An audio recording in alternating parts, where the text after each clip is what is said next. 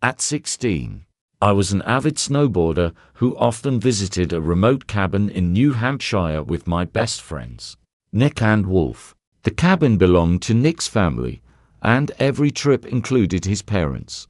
But everything changed after Nick's father passed away unexpectedly that winter. Despite the loss, Nick insisted we go ahead with our planned trip. We agreed, hoping it might be cathartic for him and his grieving mother. The cabin sat isolated on a mountainside, half embedded in rock and half suspended on stilts. Its layout was peculiar, with pitch-black bedrooms in the mountains, core and a creaky wraparound porch. We planned to stay 3 nights, but from the first night, something felt wrong. After a day on the slopes, we retired to the dark, windowless room we always shared. Nick and Wolf quickly fell asleep, but I lay awake, unsettled by the suffocating silence.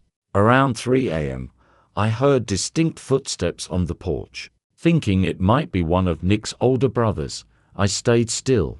But the footsteps were too deliberate, their sound lingering unnaturally.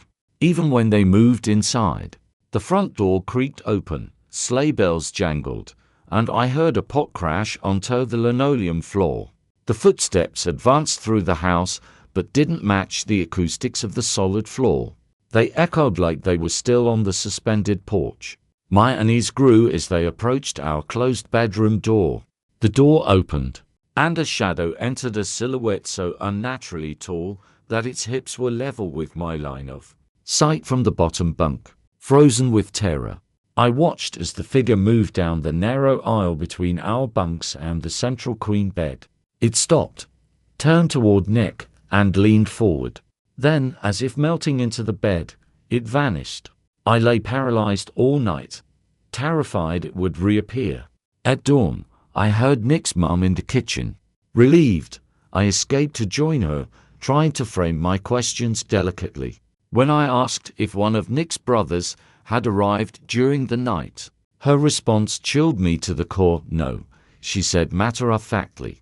But I heard my husband last night too. Her words felt both validating and horrifying. I wanted to believe she was imagining things, clinging to her husband's memory. But I couldn't deny what I'd seen. There were still 2 nights left in that cabin, and deep down, I knew it would only get worse. I found myself in a secluded cabin with my friend Nick, his mom, and their friend named Wolf. It all started on the very first night. We had already gone to bed when I heard strange footsteps on the porch. Then the cabin door quietly creaked open, and I heard the sound of jingling bells, as if someone was carrying a sled, followed by the thud of a pot falling over. I lay in bed, frozen with fear, listening as those footsteps entered the house and headed straight for our bedroom. I couldn't move, I could only dart my eyes around. The footsteps stopped right above my head. Then I felt something invisible leaning over Nick, as if it was bending down toward him. And then suddenly, it disappeared. In the morning, I tried to explain this to Nick and his mom, but she calmly replied that she had heard it too and assured me it was her late husband. Her composure didn't ease my anxiety. In fact, it made me even more unsettled because I couldn't understand what had just happened. On the second night, it happened again. The same footsteps, the same jingling bells. The invisible presence entered the bedroom, stopped near us, and once again seemed to dissolve into Nick.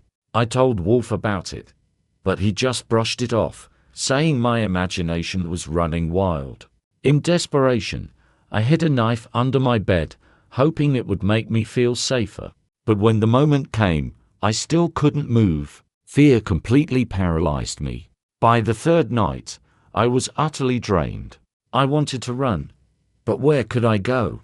We were so far from civilization, and who would believe what I was experiencing? That night, things were different. The footsteps sounded on the porch again, but this time, they didn't head for the bedroom. Instead, I heard them go toward the stairs leading to the attic. My heart pounded in my chest. I was certain that whatever it was would either come down from above or pass right through the ceiling. In the morning, I found Nick's mom kneeling by the coffee table we had bought just the day before. She was crying, but her tears were tears of joy. Scratched into the table were the words, "I love you." She insisted it was her late husband who had done it.